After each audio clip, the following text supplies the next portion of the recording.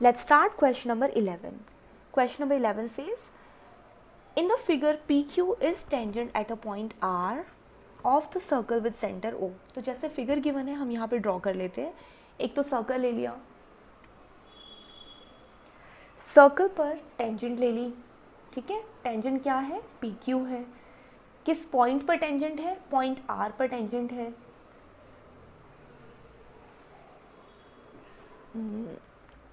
Okay, now with centre O, अगर हम इस R को सेंटर O से ज्वाइन कर दें, तो लीजिए हमने ज्वाइन कर दिया. अब कहते हैं इफ़ TRQ, यहाँ पर कोई पॉइंट है T, इस पॉइंट को मैंने हाईलाइट किया है इस तरह से और इसको ज्वाइन कर देते हैं. ठीक है, और ये जो एंगल बनता है TRQ, ये 30 डिग्री बनता है, यानी ये वाला एंगल, इतना एंगल है 30 डिग्री का. Find measurement of angle PRS. अब S कहाँ पर है? S यहाँ पर कहीं इस जगह पर है S, और हम इसको ऐसे ज्वाइन कर देते हैं और हमें बताना है कि ये वाला एंगल कितने डिग्री का होगा. ठीक है, ये एंगल गिवन है 30 डिग्री और ये एंगल कितने डिग्री का होगा ये बताना है.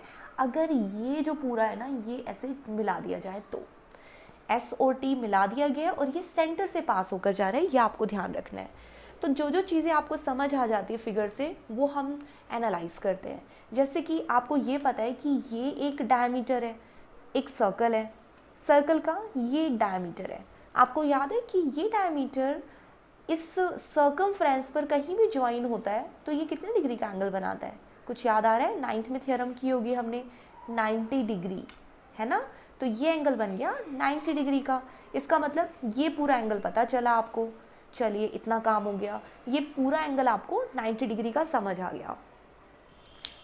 अब इसको हम कैसे लिखें? ये हम इसे एंगल 1 और 2 की फॉर्म में लिख देते हैं. इसका नाम रख देते हैं एंगल 1, 2 और इसका नाम रख देते हैं angle number 3.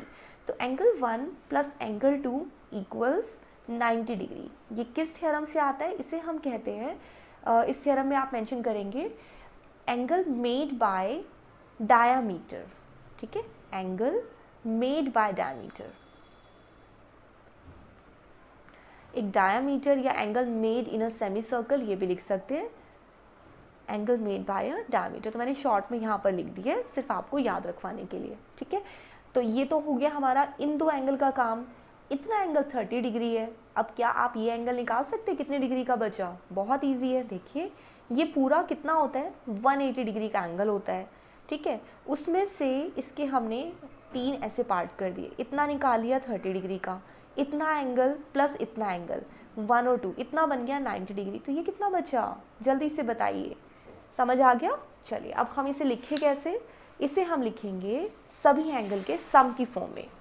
Angle number 3 plus angle number 2, angle number 3 plus angle number 2 plus angle number 1 and plus angle 30 degree. इन सब का जोड़ मिलाकर 180 डिग्री है. क्यों 180 डिग्री है? क्योंकि ये कहलाते हैं linear pair of angle.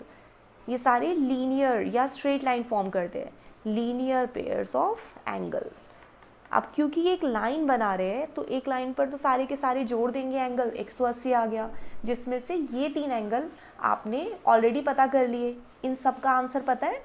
Angle 3 का आंसर आपको निकालना है. तो एंगल 3 की वैल्यू हो जाएगी 180 में से आप सब माइनस कर दीजिए. क्या क्या माइनस कीजिए? एंगल 1 और 2 को, विच इज़ 90 डिग्री, और 30 डिग्री, ये भी माइनस कर दीजिए.